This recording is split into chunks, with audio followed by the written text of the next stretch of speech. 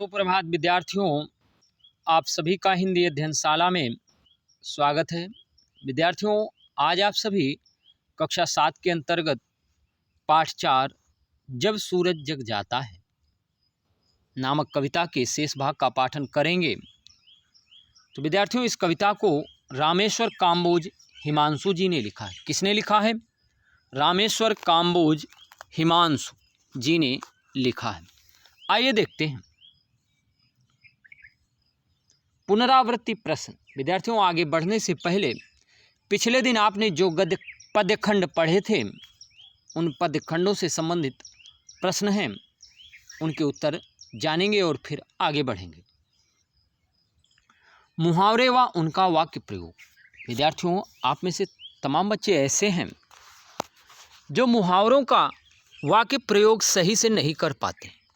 इस वजह से इन मुहावरों को समझेंगे, इन मुहावरों का अर्थ समझेंगे और किस तरह से वाक्य बनाते हैं यह भी देखेंगे। तो पहला मुहावरा है विद्यार्थियों, सिर पर पांव रखकर भागना। सिर पर पांव रखकर भागना का अर्थ है तीव्र गति से भागना। यानी यह एक मुहावरा है और इसका अर्थ है तीव्र गति से भागना। कभी कभी कोई लोग आते हैं तो कहते हैं वो सिर पर पांव रखकर भाग गए, अर्थात आए और तुरंत चले गए। वाक्य प्रयोग क्या हुआ कि बिल्ली को देखते ही चूहा सिर पर पांव रखकर भाग गया। बिल्ली को देखते ही चूहा सिर पर पांव रखकर भाग गया। इस तरह से आप वाक्य प्रयोग कर सकते हैं। आप अपना नया वाक्य भी सोच सकते हैं। अगला मुहावरा है चौकड़ी भरना। चौकड़ी भरना मुहावरे का अर्थ है विद्यार्थियों छलांग लगाना। क्या अर्थ है? छलांग लगाना। और वाक्य प्रयोग क्या होगा? तो वाक्य प्रयोग होगा कि चेतक राणा प्रताप के सवार होते ही चौकड़ी भरने लगता था।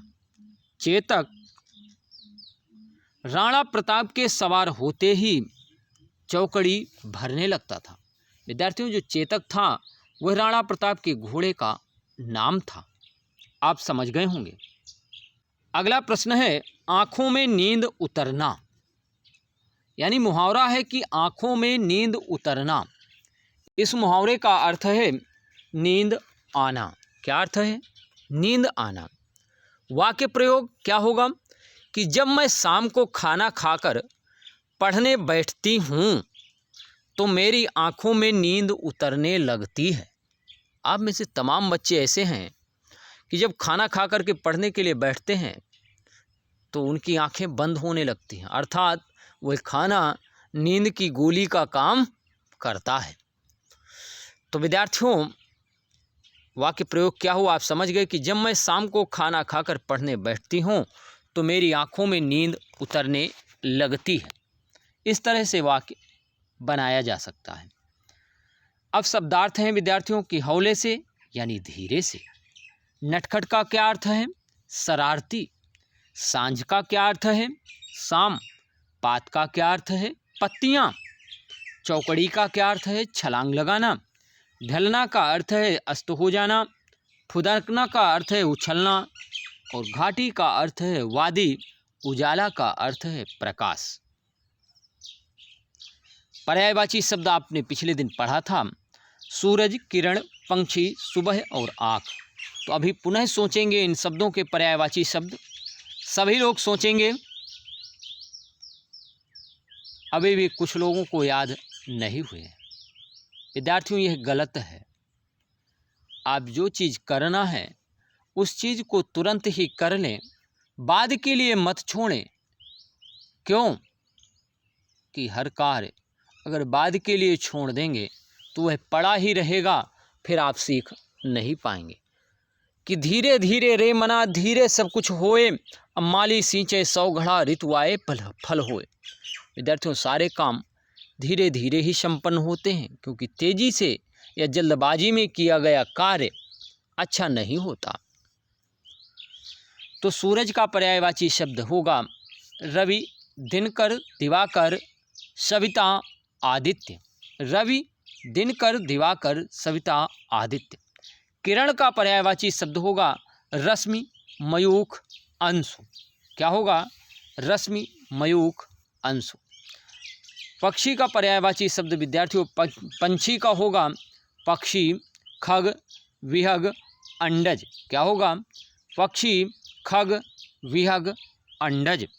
सुबह का पर्यायवाची शब्द भोर, प्रातः, उषाकाल। भोर, प्रातः, उषाकाल।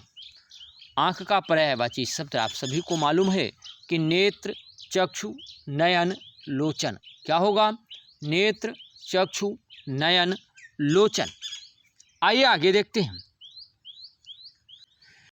विद्यार्थियों, आप सभी ने कविता पढ़ी थी और अर्थ भी समझा था। आइए पुनः एक बार पढ़ते हैं और अर्थ को समझते हुए आगे बढ़ते हैं। कि आंखें मलकर धीरे धीरे सूरज जब जग जाता है, सिर पर रखकर पाँव अंधेरा चुपके से भग जाता है।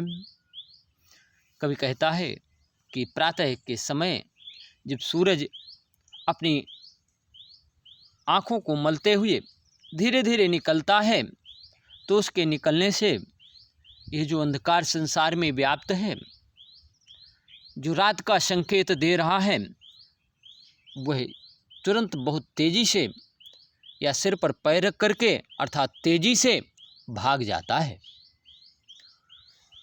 हौले से मुस्कान बिखेरी पात सुनहरे हो जाते, और डाली फुदक फुदक कर सारे पंछी हैं गाते।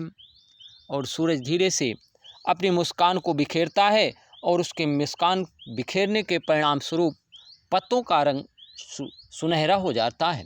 अर्थात जैसे ही सूरज का प्रकाश पेड़ पौधों पर पड़ता है या उनकी पत्तियों पर पड़ता है, तो वह सुनहरे रंग की दिखने लगते हैं। डाली डाली फुदक फुदक कर सारे पंछी गाते हैं, और उस डाली पर हर पक्षी, सभी पक्षी फुदक फुदक करके अपनी अपनी धुन में, अपनी अपनी आवाज़ में कलरव करने लगते हैं, यानी गाने लगते हैं। अर्थात खुशी को व्यक्त करते हैं कि उजाला हो गया है, अंधेरा मिट गया है। थाल भरे मोती लेकर माँ धरती स्वागत करती है, नटखट किरणें बन उपवन में खूब चौकड़ी भरती हैं। धरती माँ ओस रूपी बूंदों को लेकर के, अर्थात धरती माँ ने स्वयं को थाली बना लिया है और अपने पर उस ओस रूपी बूंदों को लेकर के सूरज का स्वागत करती है, ऐसी कवि की कल्पना है। नटखट किरणें बन उपवन में खूब चौकड़ी भरती हैं, और जो सूरज की किरणें हैं, जो प्रकाश की किरणें हैं, वह किरणें धीरे धीरे फैलती हैं और इस तेज गति से फैलती हैं कि ऐसा लगता है कि वन उपवन में वह चौकड़ी भर रही हैं, अर्थात छलांगे लगा रही हैं। आगे कब कहता है विद्यार्थियों कि कल कल बहती हुई नदी में सूरज खूब नहाता है, कभी तैरता है लहरों पर डुबकी कभी लगाता है। कि सूरज जो है, जो नदी कल कल की धुनी से बह रही है, उस नदी में जब सूरज की परछाई पड़ती है तो कभी कहता है कि ऐसा प्रतीत होता है मानो वह सूरज उस नदी में स्नान कर रहा हो, उस नदी में डुबकी लगा रहा हो, स्नान कर रहा हो। कभी तैरता है लहरों पर डुबकी कभी लगाता है। कभी ऐसा प्रतीत होता है कि वह लहरों में तैर रहा है। विद्यार्थियों, ऐसा क्यों कवि कह रहा है? क्योंकि जब लहरें आती हैं तो परछाई दिखाई नहीं पड़ती, तो जब तक परछाई में दिखाई पड़ती है तो कवि कह रहा है कि सूरज ऐसा लग रहा है लहरों में तैर रहा है, और जब परछाई नहीं दिखाई पड़ती तो ऐसा लग रहा है कि सूरज उस नदी में डुबकी लगा रहा है, यानी उन लहरों में डुबकी लगा रहा है। ऐसी कवि की कल्पना है।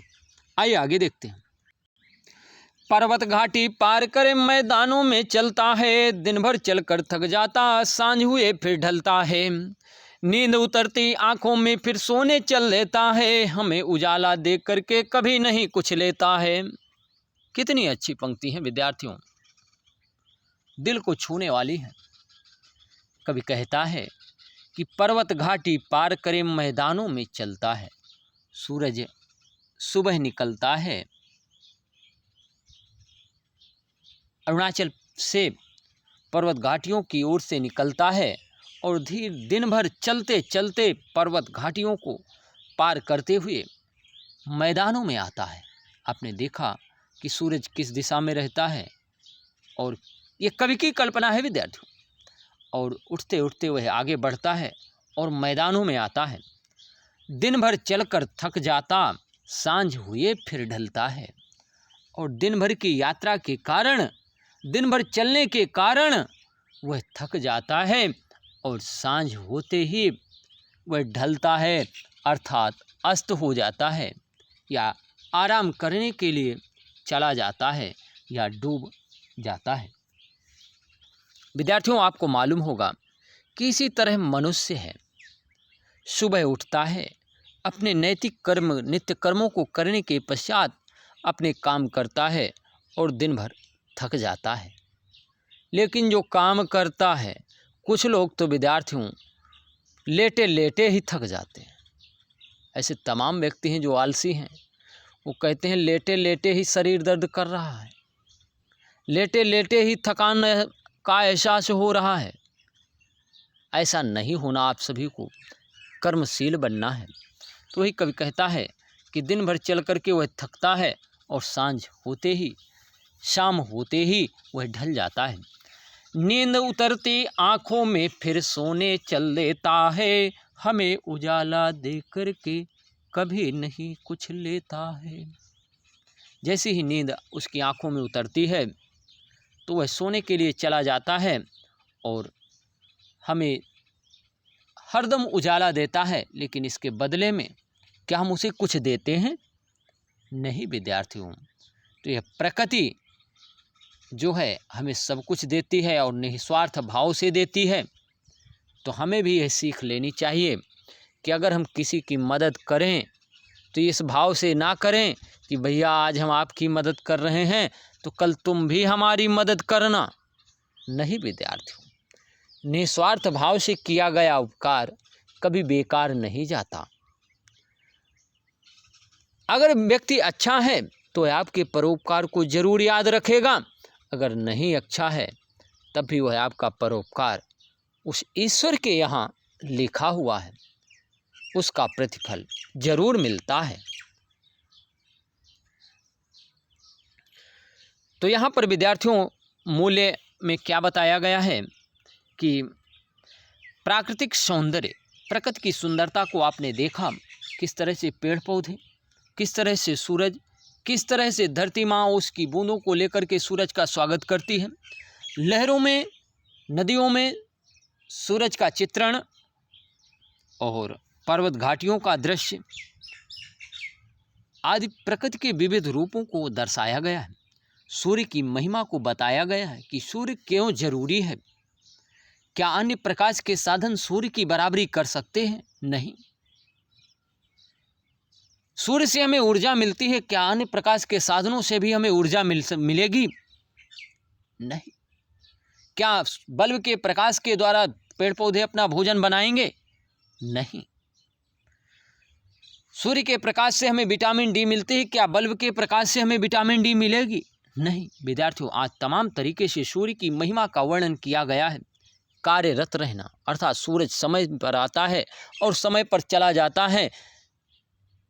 पेड़ पौधों पर समय पर फल आते हैं, समय पर समाप्त हो जाते हैं। आज तमाम सारी बातें हमें समय पर काम करने के लिए बता रही हैं, क्योंकि अगर समय से हम पिछड़ गए तो फिर हम पिछड़ते ही रहेंगे, आगे नहीं बढ़ पाएंगे। और एक दिन ऐसा आएगा कि हमें इस नगरी को छोड़ करके जाना पड़ेगा कि ना घर तेरा ना घर मेरा, रैन बसेरा बनी नगरिया। परोपकार का भाव होना चाहिए। आप सभी समझ गए होंगे। तो विद्यार्थियों, आइए आगे बढ़ते हैं। अब विद्यार्थियों, अभी जो आपने पढ़ा उन पदखंडों से संबंधित प्रश्न हैं, उनके उत्तर सोचेंगे। सूरज किसमें खूब नहाता है? सूरज किसमें खूब नहाता है? तो विद्यार्थियों, आपको मालूम होगा कि सूरज नदी में, फिर से सोचेंगे आप सभी इस प्रश्न के उत्तर को, सूरज किसमें खूब नहाता है? सभी लोग सोचेंगे।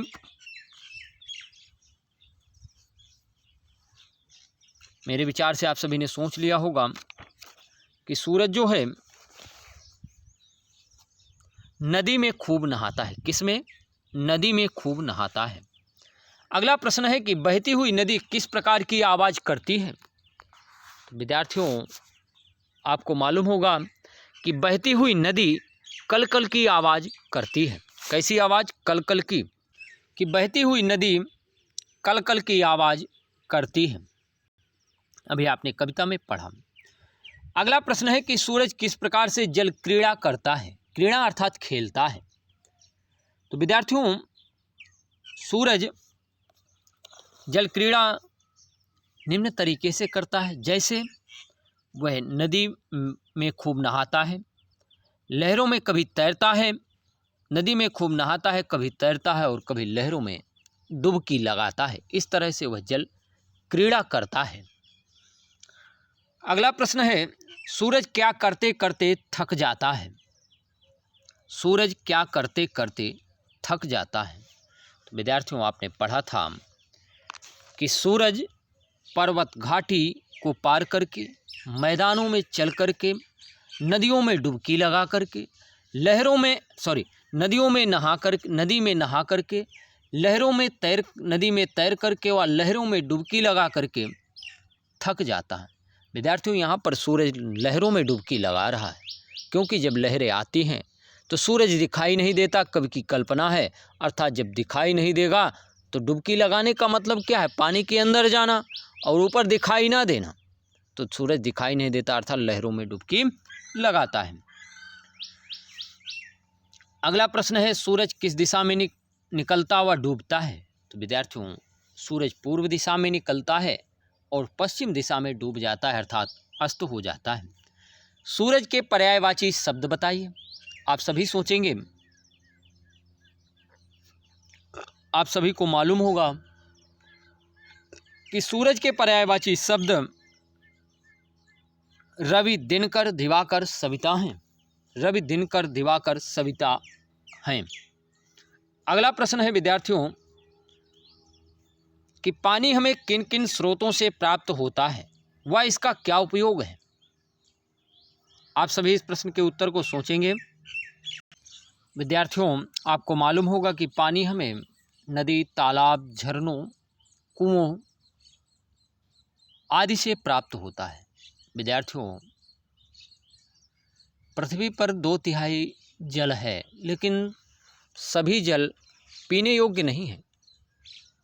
ज़्यादातर जल लवणीय है, अर्थात खारा है। कुछ ही जल पीने योग्य है, अर्थात अगर हम उस जल को बर्बाद कर देंगे तो क्या जल की कमी नहीं होगी। इसका क्या उपयोग है? इसका उपयोग आप सभी को मालूम होगा कि जल बहुत ही जरूरी है। जल के बिना ना तो हम नहा सकते हैं। अब आप कल्पना कीजिए, जब हम नहा नहीं सकते तो हमें कितनी बेचैनी होती होगी। हमारे शरीर का तापमान गर्मियों में कैसे ठंडा होगा। आप कल्पना कीजिए, आपसे कह दिया जाए कि आप महीनों एसी में रहिए, सालों एसी में रहिए, नहाइए नहीं। अगर यकीन ना हो तो मत नहाइए और फिर रह करके देखिए, आपको जरूर स्पष्ट उत्तर मिल जाएगा। इसी तरह विद्यार्थियों, आपको मालूम होगा कि खाना बनाने में, नहाने में, पीने में, सिंचाई में, बिजली बनाने में, अगर जल ना हो तो क्या हम बिजली बना सकते हैं? प्रकृति द्वारा प्रदान किया गया कोयला ना हो तो क्या हम बिजली बना सकते हैं? नहीं। तो तमाम कई उपयोग हैं जल के, आप समझ गए होंगे। इस कविता से हमें क्या सीख मिलती है? इस कविता से विद्यार्थियों, आप सभी को अपनी अपनी सीख मिली होगी। कुछ लोगों को यह सीख मिली होगी कि हमें निस्वार्थ भाव से सबकी मदद करनी चाहिए। कुछ लोगों को सीख मिली होगी कि हमें समय पर उठना चाहिए, समय पर काम करना चाहिए। कुछ लोगों को यह सीख मिली होगी प्रकृति ने हमें वो सारी चीज़ें प्रदान की हैं और हमें उन चीज़ों को संजो करके उनका संरक्षण करना चाहिए। अगर हम इन्हें बर्बाद करेंगे तो इसका परिणाम हमें ज़रूर भुगतना पड़ेगा। आदि आप सभी के अलग अलग सीखें हो सकती हैं। अंधेरा के दो पर्यायवाची शब्द बताइए। तो विद्यार्थियों, अंधेरा का पर्यायवाची शब्द होगा, आप सब किसी को नहीं मालूम होगा मेरे विचार से, तिमिर होता है। अंधेरा का पर्यायवाची तिमिर और तमिश्र है। तिमिर और तमिश्र है, आप समझ गए होंगे। आइए आगे देखते हैं। विद्यार्थियों, आज स्वाध्याय के अंतर्गत काव्यबोध प्रश्न है, जिसके अंतर्गत बहुविकल्पीय प्रश्न, प्रश्न संख्या 1 पाठ्यपुस्तक में आपको करनी है। और विद्यार्थियों, प्रश्न संख्या 2 जो है अति लघु उत्तरीय प्रश्न है, इसे आप अभ्यास पुस्तिका में करेंगे। और विद्यार्थियों, प्रश्न संख्या 3 भी है, इसे भी आप अभ्यास पुस्तिका में करेंगे। तो आज का कार्य केवल इतना ही है विद्यार्थियों। इसके पश्चात ये अंगा नंबर प्रश्न है विद्यार्थियों, प्रश्न संख्या 3 के अंतर्गत इस प्रश्न के उत्तर को नहीं लिखना है, आपको केवल इसमें मौखिक लिख करके छोड़ देना है, अर्थात कविता को याद कर लेना है बस। Bonus question of the day है विद्यार्थियों कि किस पदखंड में बताया गया है कि धरती ओस रूपी मोती लेकर के सूरज का स्वागत करती है। ये आप समझें कि प्रथम पदखंड में है, द्वितीय में, तृतीय में, चतुर्थ में या 5वें पदखंड में बताया गया है। ये आपको सोचना है।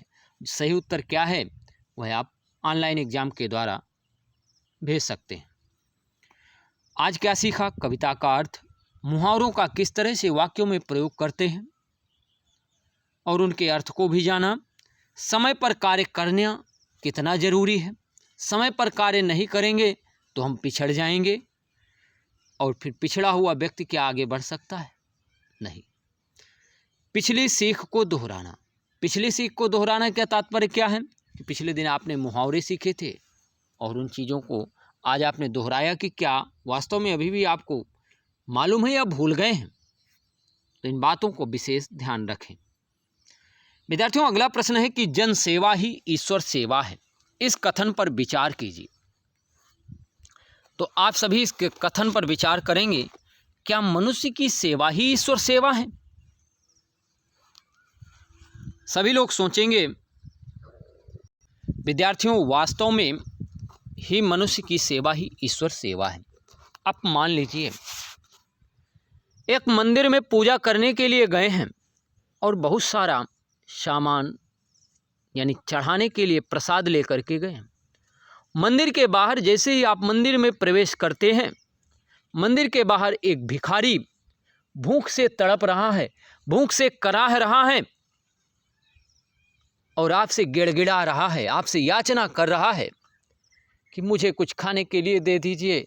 रो रहा है बेचारा, तड़प रहा है, लेकिन आपकी आत्मा में तनिक भी कराह नहीं उत्पन्न होती, आपकी आत्मा तनिक भी आपको झकझोरती नहीं है। आप उससे कहते क्या हैं कि मैं अभी आपको नहीं दे सकता, मैं ईश्वर की पूजा के लिए लाया हूं, पूजा करने के बाद ही तुम्हें मिलेगा, तब तक तुम इंतजार करो।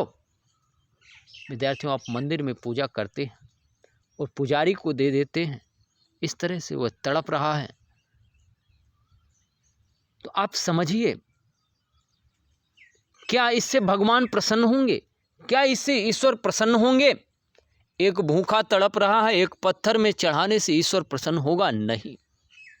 विद्यार्थियों, पहला हमारा कर्तव्य है कि भूखे की भूख को मिटाना, ईश्वर की पूजा बाद में है, क्योंकि यह इंसान भी उस ईश्वर का बनाया हुआ है। अगर हम इसका अपमान कर रहे हैं तो आप समझिए कि ईश्वर की रचना का भी हम अपमान कर रहे हैं। क्यों? क्योंकि कहा जाता है कि आत्मा में ही परमात्मा का वास है।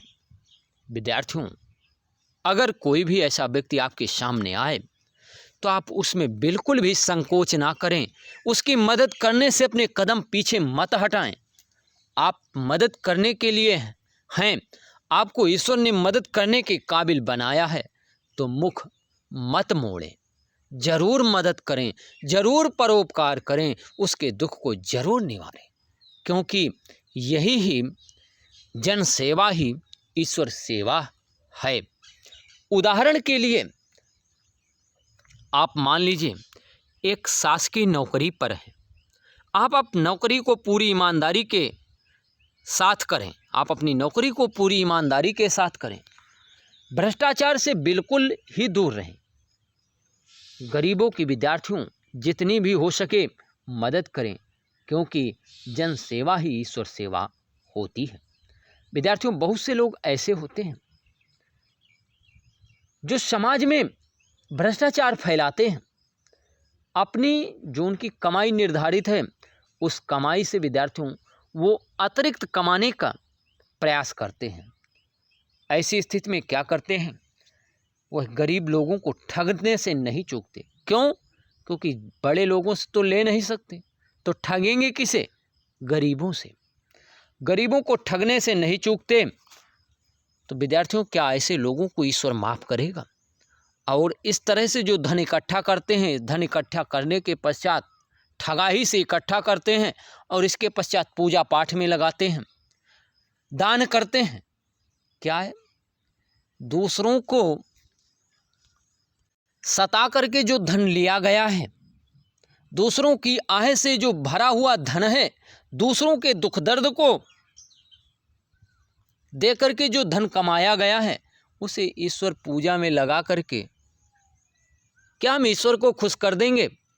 विद्यार्थियों, कभी भी ईश्वर ऐसे कारनामे से खुश नहीं होगा, आप यकीन मानिए। अगर उसी धन को, उस गरीब के धन को हम नहीं लेते, ईमानदारी से अपने काम का निर्वहन करते हैं, तो उसके जीवन में भी खुशी होगी। और किसी को जीवन देना, किसी को खुशी देना ही क्या है? ईश्वर सेवा है। आप बात को समझ गए होंगे। तो आप सभी के अपने अपने विचार हो सकते हैं। आइए आगे देखते हैं। आपने समझा प्राकृतिक सौंदर्य, सूर्य की महिमा, कार्यरत होना और परोपकार का भाव। तो आज का लेखन कार्य है विद्यार्थियों पाठ 4, कविता पढ़ें व याद करें। प्रश्न संख्या 1 पाठ्य पुस्तक में, 2 व 3 अभ्यास पुस्तिका में करेंगे। धन्यवाद, बाय, फिर मिलेंगे।